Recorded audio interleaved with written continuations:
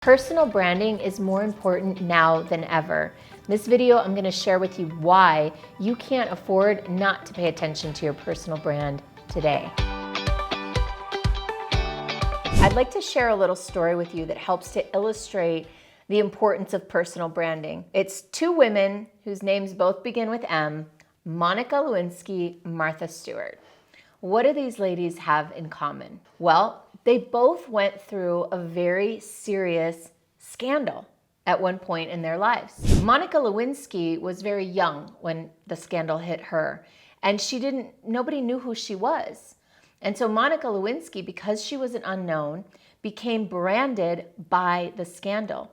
That scandal with Bill Clinton basically branded her for the rest of her life, and probably in a lot of ways ruined her life and her career expectations and chances. And that's because Monica didn't have a brand going into this challenging period of her life. Martha Stewart, on the other hand, when she had an insider trading scandal, and she was actually sent to prison, something Monica Lewinsky never did. But Martha Stewart had a really strong brand before she ever had the scandal. People knew who she was, people liked her, they respected her, she was on TV, she was on magazines. And so that scandal kind of blew over. A lot of people don't even remember that Martha Stewart was in prison. And so the difference between them is that Monica was branded by her scandal, Martha was branded before the scandal and was able to pretty much sail through it and come back the other side as strong or even stronger than ever. That's the importance of personal branding. That's the value of personal branding. When you have a solid brand, you can weather a storm a lot more easily. But if you don't have a brand and some sort of negative situation strikes, like a scandal or an economic downturn or a COVID crisis, it's a lot harder to recover on the other side. So that is why now more than ever, it's so important to build a solid, strategic, compelling personal brand. The reason I know the value of personal branding is because I've experienced it myself so many times. The first time I really got it in my own business was right at the beginning.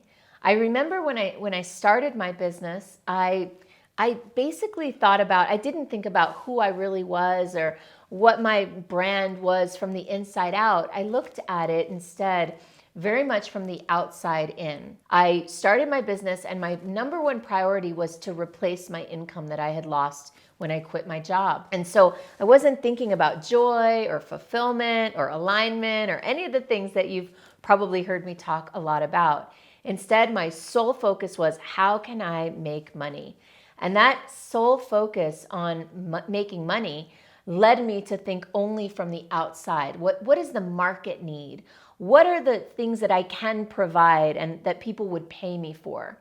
And what that led to was a personal brand that wasn't at all authentic or aligned with me. I remember creating business cards that were navy blue and black and white and very serious. And I created a website that was pretty much the same way. Lots of text, lots of information. My biography featured, that I had an MBA and all this serious stuff. I was trying to build a brand based on what I thought the world wanted to see rather than based on who I really was. And of course, it didn't work very well. I did not have a lot of inbound business. I had to do a lot of outreach, a lot of networking, following up, meeting with people, writing proposals, hustling, because I was pushing. Everything had to be outward. There was not a lot of attraction coming in because I wasn't fully authentic. I wasn't fully aligned. And what happened was, one specific day, I'll never forget, I was leading some sort of workshop or seminar, and there was an older woman in the room. And at the end of my presentation, I showed my headshot with my official information and my brand. And she said to me, "That's you? That doesn't look like you. That picture's nothing like the person that we've spent the whole day with here today. You're completely different. You're fun and you're colorful and you're bright. That picture is boring. That picture looks like it belongs on a corporate website." And I was like, oh my gosh, she's right. I took it felt true to me when she said it. And I said, let's chat after the event. And so afterwards she came over and I opened up my computer and I said, I want to show you something. I want to know what you think. Because she clearly was someone who was going to tell me the truth, right? And so I showed her one of the outtakes from my headshot. The headshot that I had shown was very corporate. I was wearing a suit and pearls and my hair was all polished and perfect makeup. And I think I was posed something like this, you know? And then, but there were some fun shots I did with the photographer at the end of the shoot where I'd pulled out a bunch of Sharpies, because I always had Sharpies with me, bright colors. And I fanned them out in front of my face and I said, can you do a couple shots of me just with the Sharpies? So he took pictures of me with the Sharpies and they were pretty and I liked them, but I wasn't going to use them. I didn't think any corporate HR director was going to hire me to do a workshop if they saw that picture. It was all colorful and fun. And so I pulled up that photo and I showed it to the lady and she goes, that's you. That's the you that I got to meet today. You should use that picture. So I took that picture and I cropped it up and I, touched up my gray hair a little bit, my wrinkles, and I put it out on Facebook and said, hey, what do you guys think? And the response was overwhelming.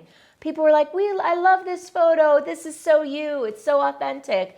And so I took that photo that really captured my authentic self. I put that on my corporate website and little by little started to adjust the corporate website and bring it into alignment with that picture. And wouldn't you know, within a year or so, I would meet people and they'd say, you're the Sharpie girl, aren't you?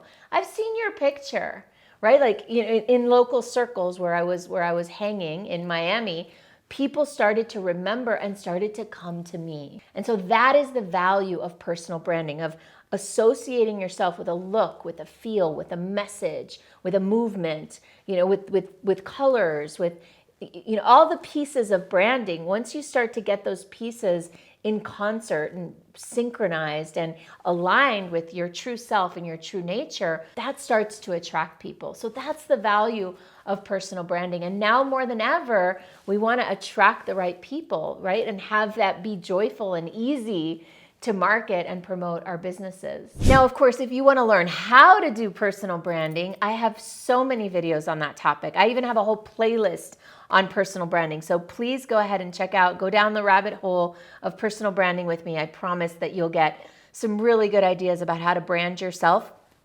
to attract more business. If you're interested in going deeper, also, I have something called the Monetize Your Magic Playbook. It's free and you can opt into it by clicking on the link below or going to monetizeyourmagicplaybook.com. Enjoy.